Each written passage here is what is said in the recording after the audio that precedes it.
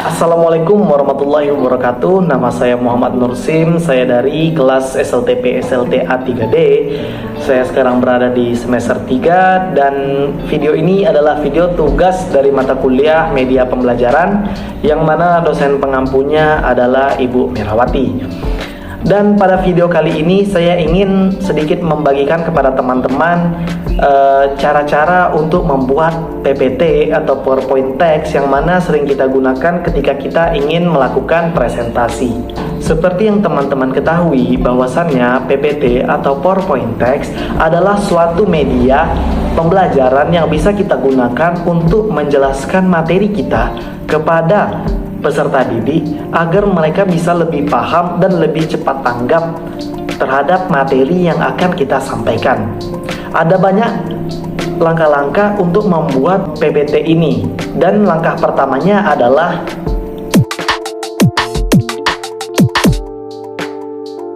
hal yang paling pertama yang harus kita lakukan adalah mengidentifikasi kepada siapa materi akan kita berikan. Apabila materi yang kita berikan kepada anak-anak, maka jauh lebih baik presentasi yang kita berikan itu adalah presentasi yang ceria dengan banyak tokoh-tokoh kartun ataupun hal lain sebagainya.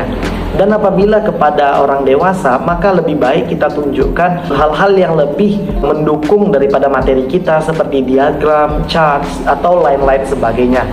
Jadi kali ini kita ambil saja contoh, kita akan memberikan materi kepada siswa yang berada di bangku SMP atau SMA.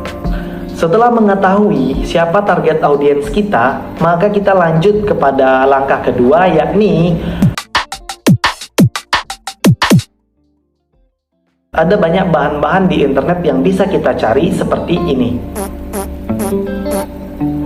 Di situs-situs ini menyediakan banyak PPT yang gratis. Jadi kita langsung saja coba sekarang. Baiklah teman-teman, di sini kita sudah berada di Google. Ya, di sini kita langsung saja untuk mencari template atau bahan-bahan untuk video presentasi kita, untuk PPT kita, yang mana kita akan menggunakan salah satu dari link yang sudah saya berikan. Misalnya contohnya adalah slide scan rival. Di sini kita ambil aja yang paling atas ya guys ya. Nah, di sini kita bisa menggunakan banyak sekali template-template gratis yang mana kita nggak perlu bayar ya guys ya. Di sini kita bisa cari kata kunci yang sesuai dengan keinginan kita. Kalau misalnya saya akan menggunakan kata kunci komputer. By the way, di sini karena link dari luar negeri, jadi kita seharusnya menggunakan bahasa Inggris ya guys ya untuk template yang kita cari. Misalnya saya di sini menggunakan kata komputer.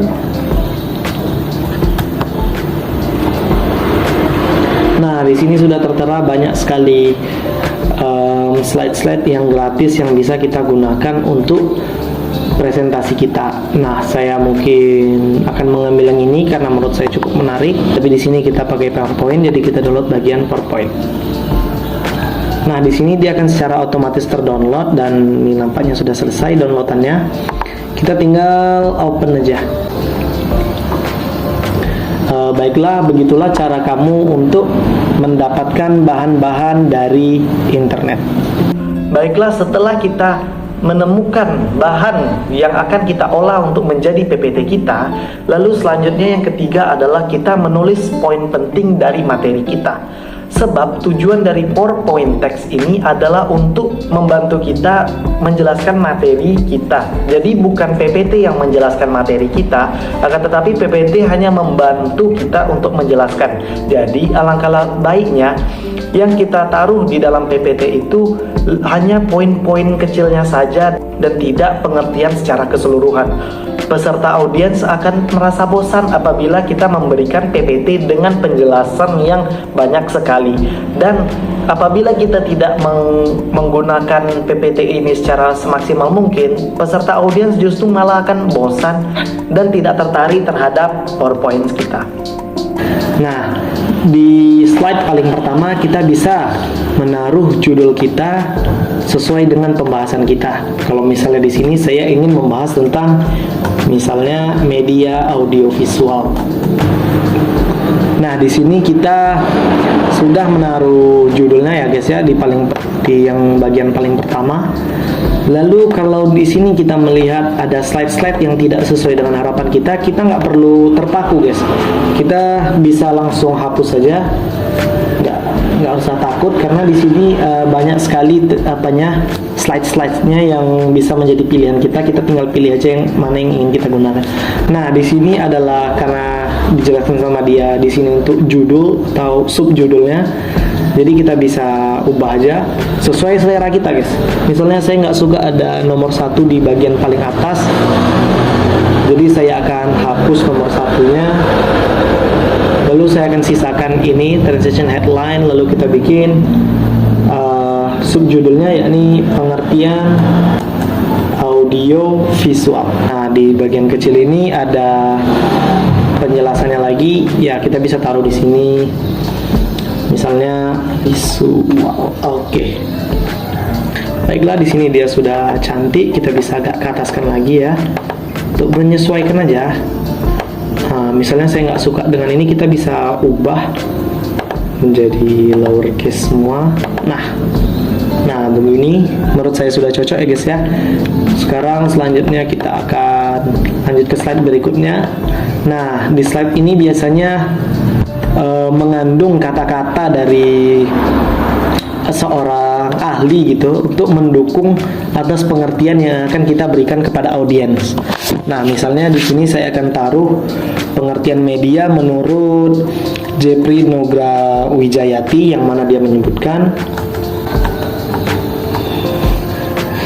Baik, di sini saya sudah memiliki pengertiannya ya menurut dari Nugra. Di sini kita bisa juga taruh nama orang yang berpendapatnya, misalnya Jeffrey Nugra Wijayati. Nah, di sini kita bisa taruh juga biar lebih bagus, kita taruh di bawah saja. Nah, seperti ini teman-teman. Lanjut ke slide berikutnya. Nah, di sini kita memiliki list dan nampaknya suatu kesimpulan. Nah, di sini kita bisa bikin arti audiovisual.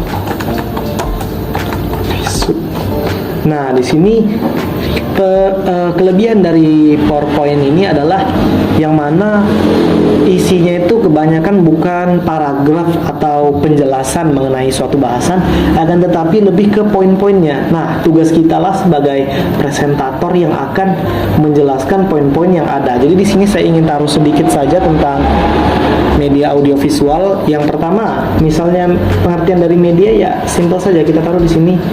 Nah, simpel sekali, nanti tinggal kita yang menjelaskan di depan kelas. Selanjutnya kita artikan audio itu berarti sesuatu yang dapat didengar. Lalu selanjutnya kita bisa taruh di sini arti dari visual. Nah, di bagian akhir kita bisa taruh kesimpulan dari pengertian kita. Perjelas maknanya adalah media audiovisual adalah media pembelajaran yang bisa didengar dan bisa dilihat. Simple sekali.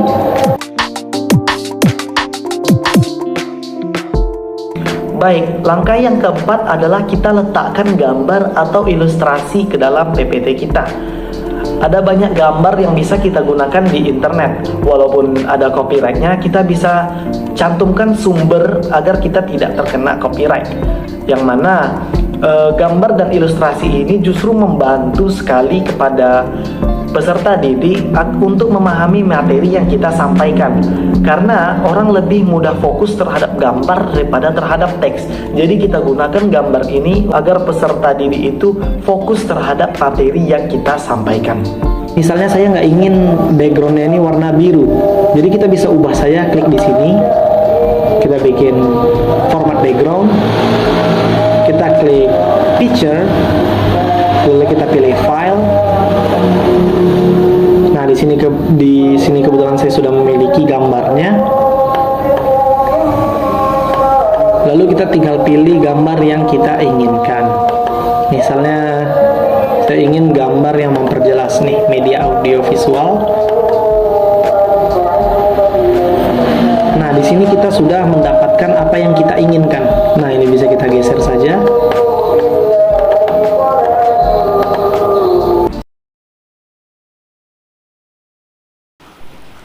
Baiklah, seperti inilah hasil yang kita dapatkan setelah kita menggunakan banyak tutorial tadi. Ini ada dia di slide pertama. Nah, seperti ini dia slide pertamanya, media audio visual. Lalu ini slide keduanya. Slide ketiganya pendapat dari ahli. Lalu slide keempatnya kita taruh poin-poin dari pengertian. Yang kelima kita taruh manfaat dari gambar tersebut. Baiklah, begitu saja hasilnya. Selanjutnya yang terakhir, apabila semua presentasinya sudah selesai kita buat, maka hal terakhir yang kita harus lakukan adalah menjelaskan di depan kelas tentang presentasi kita yang sudah kita bikin barusan. Ada banyak sekali orang yang hanya menggunakan presentasi ini sebagai bahan bacaan dan tidak menjelaskannya secara jelas dan terperinci. Karena itulah, presentasi menggunakan PPT ini bisa menjadi pedang bermata dua. Apabila kita menggunakannya dengan baik dan kita menjelaskannya dengan bijak, maka penonton akan menjadi lebih terfokus kepada materi kita. Sebaliknya, apabila kita membuat PPT-nya membosankan, justru peserta didik akan merasa bosan dan tidak fokus terhadap materi yang kita sampaikan. Baiklah, sekian dari saya. Apabila ada kesalahan, saya mohon maaf. Saya akhiri. Assalamualaikum warahmatullahi wabarakatuh.